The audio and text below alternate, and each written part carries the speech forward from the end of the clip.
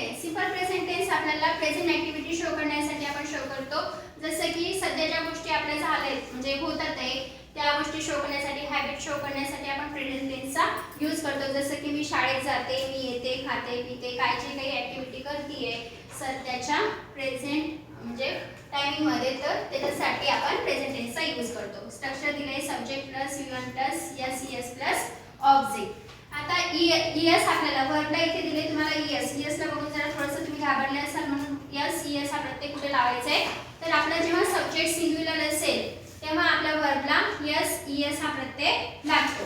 पण त्याला आपण दोनच सब्जेक्ट आहेत, एक म्हणजे I आणि दुसरा म्हणजे यू. इथे I म्हणजे मी एकटीच आहे तरी पण माझ्या वर्बला ES हा प्रत्यय लागत नाही. माझ्या ऍक्टिव्हिटी मी जे काही करते त्याच्या वर्बला मी ES हा प्रत्यय लावत नाही. यू, इथे यू चे दोन मीनिंग होतात, यू म्हणजे तू आणि यू म्हणजे तुम्ही. तर इथे सुद्धा वर्बला ES हा प्रत्यय लागत नाही. शी राइट्स, ती लिहिते. इथे एक बघा, इथे यांच्या वर्बला S हा प्रत्यय लावलाय. ही राइट्स, तो लिहितो. इथे सुद्धा आपण S हा प्रत्यय लावलाय. इट राइट्स, ते लिहितात. इथे सुद्धा तुम्ही S हा प्रत्यय लावलाय. बॉय राइट्स, मुलगा लिहितो. तिथे धैया राइट्स, धैया एकटी आहे. यांच्या वर्बला सुद्धा तुम्हाला S हा प्रत्यय लावलेला आहे. वी राइट, आम्ही लिहितो. प्लुरल आलाय. वी म्हणजे कोण? आम्ही. एकापेक्षा जास्त व्यक्ती असतील तर तिथे आपण प्लुरल म्हणजेच अनेकवचन आहे असं समजतो. वी राइट, आम्ही लिहितो. याच्या वर्बला तुम्हाला ES हा प्रत्यय लावायची गरज पडत नाही. बघा, we, you, they, people, men, boys. We write, आम्ही लिहितो. यू राइट, तुम्ही लिहिता. दे राइट्स, ते लिहितात. पीपल राइट, लोक लिहितात. मेन राइट, माणसे लिहितात. बॉयज राइट, बॉयज जे आहेत एकापेक्षा जास्त आहेत, बॉयज राइट, मुले लिहितात. ठीक आहे. आता मी एक सेंटेन्स घेतलंय, simple sentence. Kedar goes to school, Kedar शाळेत जातो. आपण त्याला असर्टिव्ह सेंटेन्स सुद्धा म्हणू शकतो कारण ते मीनिंगफुल एक सेंटेन्स आहे. पण हे मी एक सिंपल प्रेझेंटचं सेंटेन्स घेतलंय, केदार गोज टू स्कूल. आता मला या सेंटेन्सचं काय बनवायचं आहे? निगेटिव्ह सेंटेन्स बनवायचे. निगेटिव्ह सेंटेन्स बनवण्यासाठी तुम्हाला फक्त तिथे वर्ब आहे, भरपूर बघा गोज दिलेला आहे.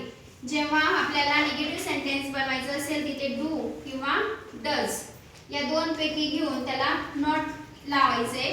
म्हणजे फॉर्म्युला आहे तुमचा subject plus do oblique does plus not plus V1 plus object असा तयार होतो. आता डू कुठे घ्यायचा आणि डज कुठे घ्यायचं? जेव्हा तुमचं वर्ब ला S किंवा ES हा प्रत्यय लावलेला असतो तेव्हा त्या वर्बला तुम्हाला डज घ्यायचा आणि जेव्हा लावलेला नसेल म्हणजे तुमचा जर सब्जेक्ट प्लुरल असेल तर तिथे तुम्हाला काय घ्यायचे? डू घ्यायचे. ठीक आहे. आता बघा इथे मी निगेटिव्ह सेंटेन्स कसं बनवलंय. Kedar does not go to school. इथे माझ्या वर्बला काय लावलेलं होतं? ES लावलेला होता, गोज होता म्हणून मी ते काय घेतलंय? डज घेतलाय आणि हे डजच्या समोर नॉट लावून go to school. Kedar does not go to school. आता काय करायचंय? मला इंट्रोगेटिव्ह सेंटेन्स बनवायचे. इंट्रोगेटिव्ह सेंटेन्स तयार करण्यासाठी तुम्हाला काय घ्यायचंय? डजला डज आणि सब्जेक्ट म्हणजे यांची काय करायची? तुम्हाला प्लेस चेंज करायची. असं क्रॉस करून घ्या म्हणजे लगेच समजतं. Does Kedar go to school. Does Kedar go to school. Kedar शाळेत जातो का? काय मीनिंग होईल याचं? केदार शाळेत जातो का? निगेटिव्ह सेंटेन्स मीनिंग काय होणार? Kedar does not go to school. Kedar शाळेत जात नाही. आणि इथे प्रश्न काय होईल इंट्रोगेटिव्ह सेंटेन्स मध्ये? Does Kedar go to school. Kedar शाळेत जातो का? आता इंट्रोगेटिव्ह निगेटिव्ह सेंटेन्स मध्ये does Kedar not go to school. Kedar शाळेत जात नाही का? WH टाइप क्वेश्चन मध्ये कसं होईल? When does Kedar go to school. Kedar केव्हा शाळेत जातो? केदार केव्हा शाळेत जातो? आणि व्हाय